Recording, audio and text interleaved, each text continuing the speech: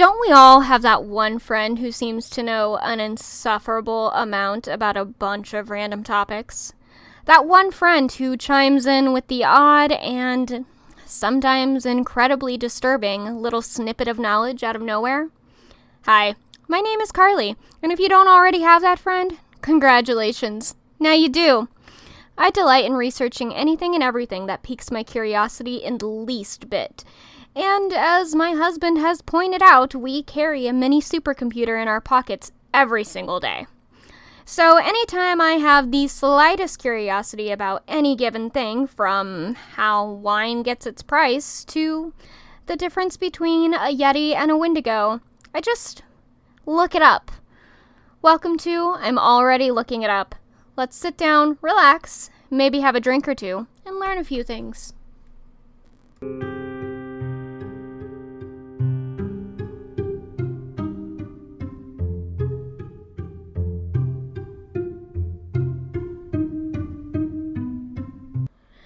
Hello. You're listening to I'm Already Looking It Up, the podcast where I, your host, research a random topic and tell you, my lovely listeners, all about it. So without further ado, let's get started. Alright, so once again, I do want to apologize for my absence over the last few months. When was the last time? Other than the one I just released. Yeah, the last time I recorded would have been July. Oops. So, I'm going to be releasing a bunch of episodes, kind of one after the other as I get them done, just because I want to get them out there and kind of catch up, and then hopefully we'll go back to our weekly scheduled programming. Also, if my phone goes off during this episode, I'm re-downloading Genshin Impact because I have no self-control. So you might hear it. I don't think you will, though, because I think my phone is silenced, but it should be fine. Anyway, so this topic was hard to write a script for because I couldn't find the main source of what gave me the idea of this topic, so it was really frustrating. But I also just couldn't find a lot of research leaning into not necessarily my point of view, but more so what I wanted to talk about. So bear with me here. This is just me rambling about a thing that I found really interesting and wanted to examine a little further within myself and what I have experienced from working in mental health over the last couple of years. So, it became an idea because of a short video that I once saw that consisted of a therapist talking about how they used video games to help treat and diagnose patients. As someone who grew up loving video games, but also in between a time where video games were seen as just entertainment and typically a waste of time, and when they became something people could learn from and make a career out of, this was incredibly intriguing to me. In the professional world, at least here in the Midwest, I feel like video games are still struggling to prove their worth in our society. As someone who works in mental health care and has worked with kids of several ages before, it can be hard to explain the value of video games, especially to doubting parents. However, video games can have so much to offer in the form of coping skills, tools for education, storytelling, and perhaps understanding how someone else thinks, depending on what they play and how they play it. Now, before I sit here and advocate for the worth of video games and what they can offer, I must start by stating that this is not me saying parents should allow their kids to play whatever they want for however long they want, whenever they want. Like everything else in life, balance is key, and each person or kid is different. What works for one may not work well for the other. Brains are incredibly weird and diverse. Also, I am by no means an expert on this subject. I do have experience with mental health, but I am not a therapist. I'm not a psychologist. I am merely speaking from the research I have done on this topic and my opinion based on my limited experience. In other words, I'm just talking. If I'm wrong about something, feel free to correct me or to discuss your views, but we can do that from a place of respect and education rather than malice. Alright. So, let's talk a bit about that video I mentioned at the top. Now, I wish I could remember exactly what this person had said, but I remember it being somewhere along the lines of utilizing video games to help them understand their patients. What does that mean? Well, let's take me, for example. I am a self-proclaimed gamer, and my preference when it comes to games are cozy games. Minecraft, Stardew Valley, Animal Crossing, The Sims, anything I can sink myself into for hours on end, either building, designing, farming, and getting through a story in some cases. Though that's not to say I don't love action games as well. Tomb Raider, Horizon Zero Dawn, Genshin Impact, but for me in those games, it's all about story. Lost my spot. If I run out of things to do, I tend to get bored and move on to another game. Unless it's Minecraft and I'm building a pit, we worship the pit, and also egg hunting in Pal World because I have an addiction. I don't know. It's got a great payoff to it. I don't know what to tell you. So, according to a few articles, my video game preferences can tell you a lot about me, from my location to my gender and my general personality. Now, as I say this, take it all with a grain of salt, a massive grain of salt. I'm going to say that a lot in this episode. Everyone is different. These are just my observations about myself. Let's start with those cozy games I mentioned first. What can one tell about me in cozy games I play? Well, Animal Crossing and Stardew Valley could indicate patience and desire for a stress-free environment with little to no repercussions, while games like Minecraft and The Sims indicate creativity. It also depends on what my favorite activities in these games are.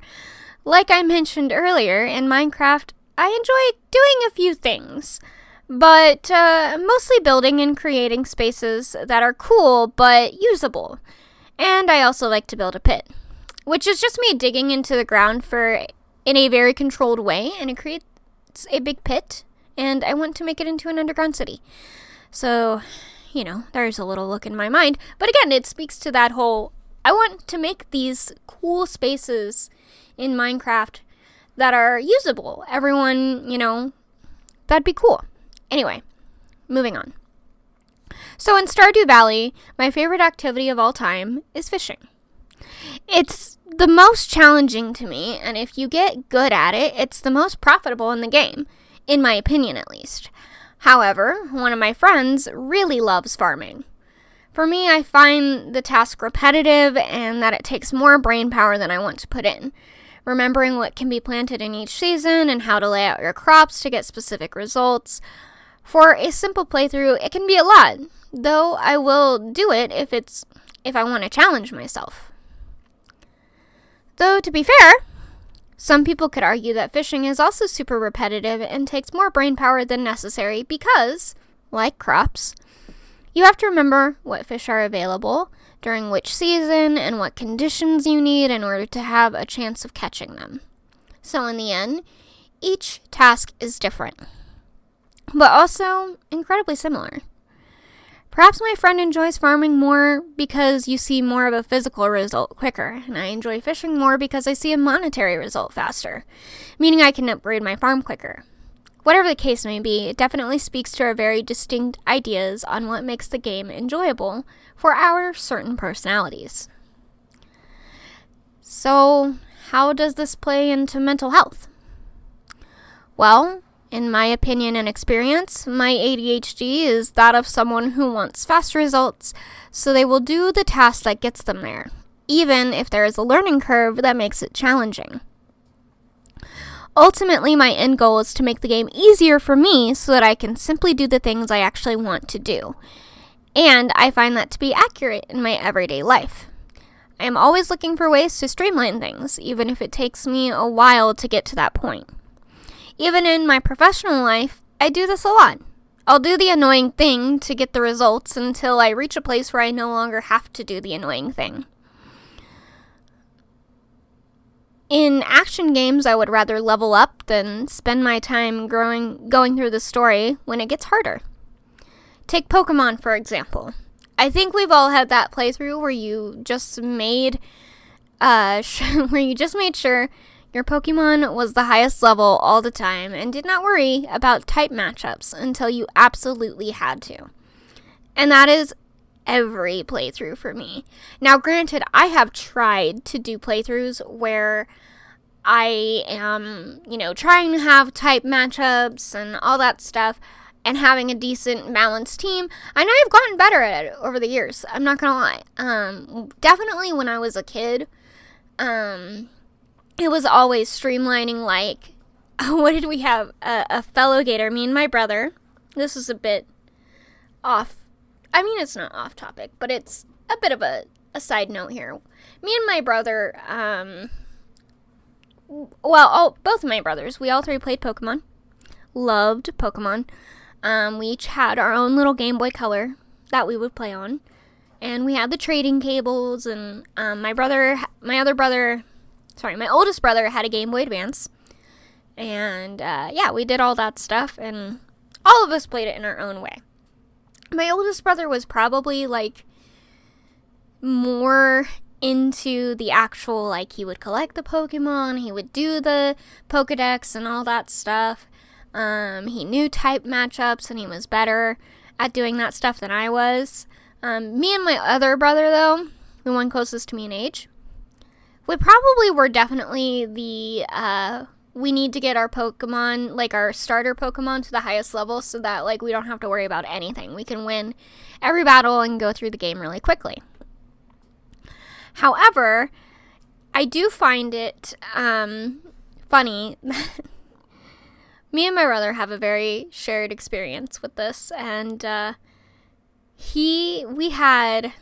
had Pokemon Crystal, I believe it was, and in Pokemon Crystal, I had a Felligator, which, of course, we all know starts out as Totodile, goes into Crocoma, I believe, and then Felligator.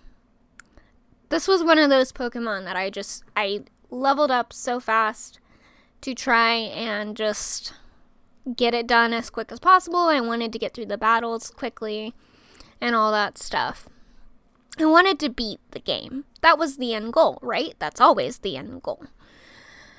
But I remember getting this Felligator up to level 100, which was so cool. I felt like a badass, not gonna lie. And then I can't remember what I traded him for or how it all went down, but I traded him into my brother's game for something else, and we had a whole thing, and we lost that Felligator, let's just say, in how technology evolves and changes. And it's sad. We still think about that sometimes.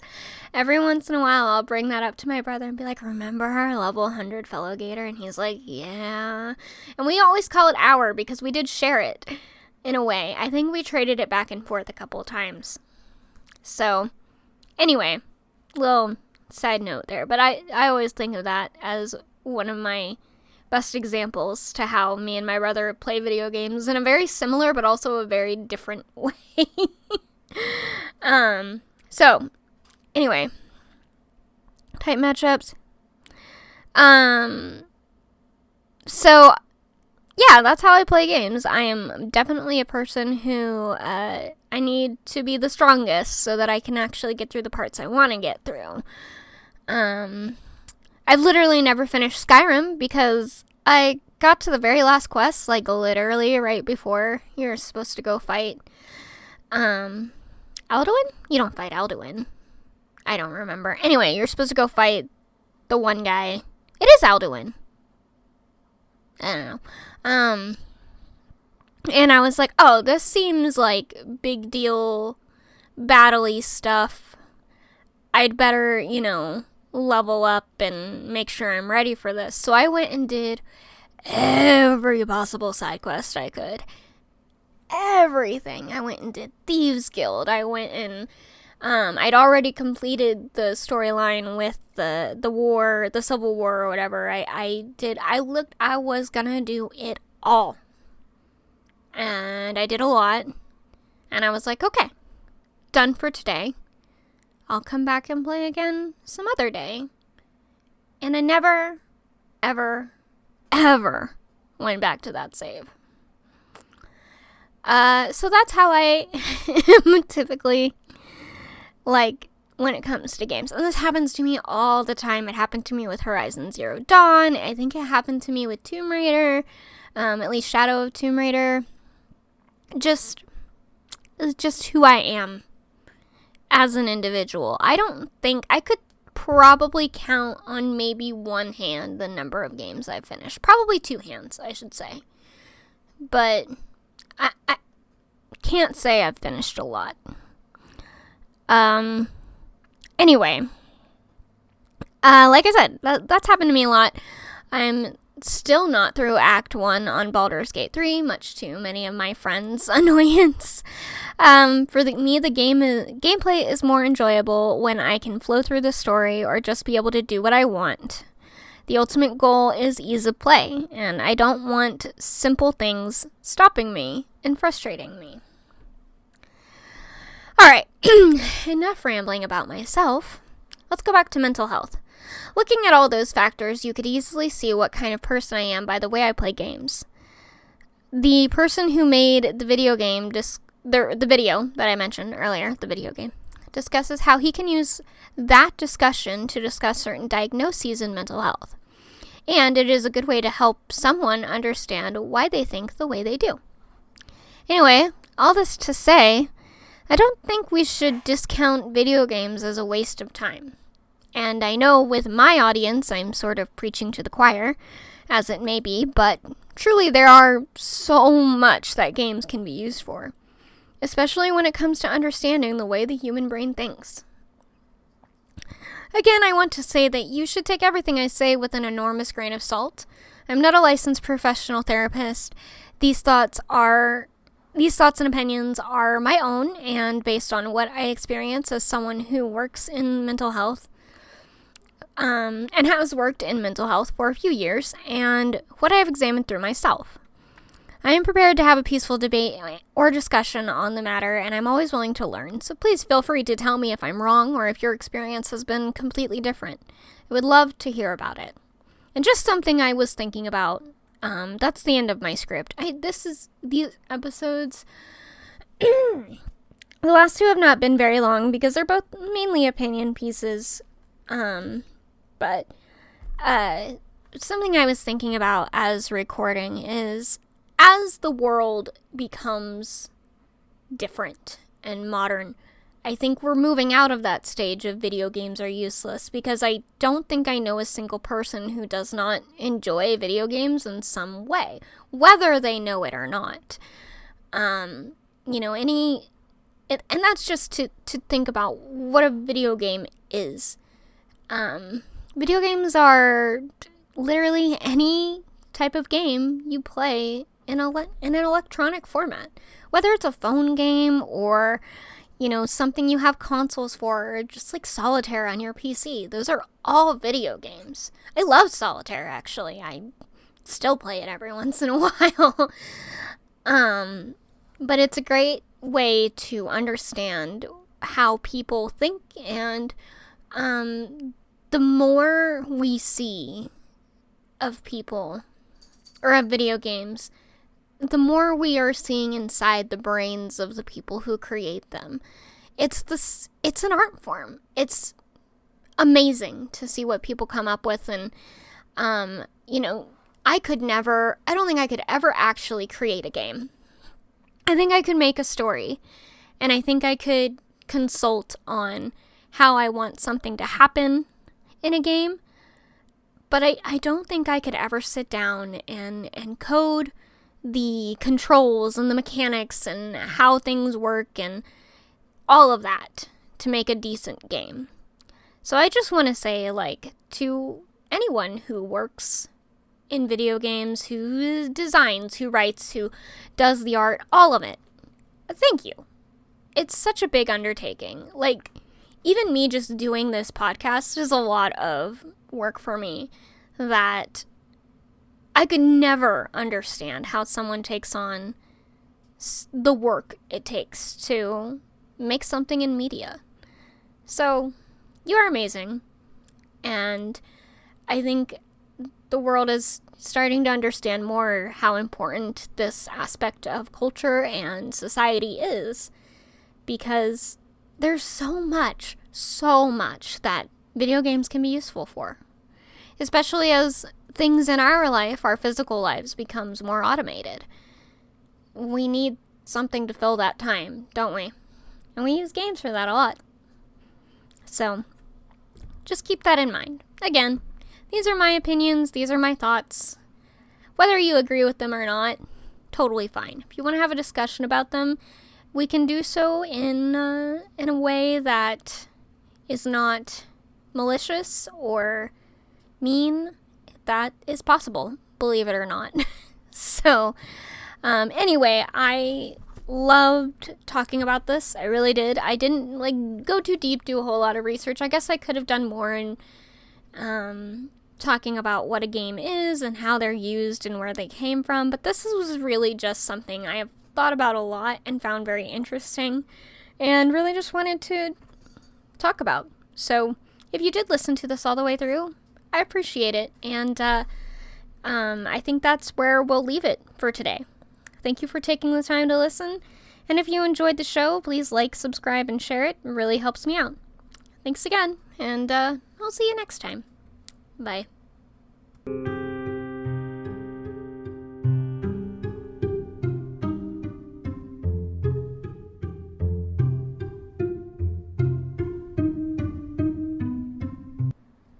Thank you for listening to I'm Already Looking It Up. This show is written, directed, edited, and produced all by me, Carly Kaufman. To show your support, please leave a review on Apple Podcasts, like, share, and subscribe wherever you get your podcasts. You can also check out at Wild Forest Productions on Patreon, Tumblr, and Instagram, and Facebook.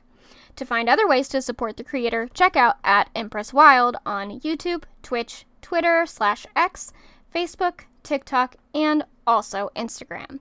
And if you have any topic suggestions, feel free to throw them my way. Can't wait to see you in the next episode. Until then.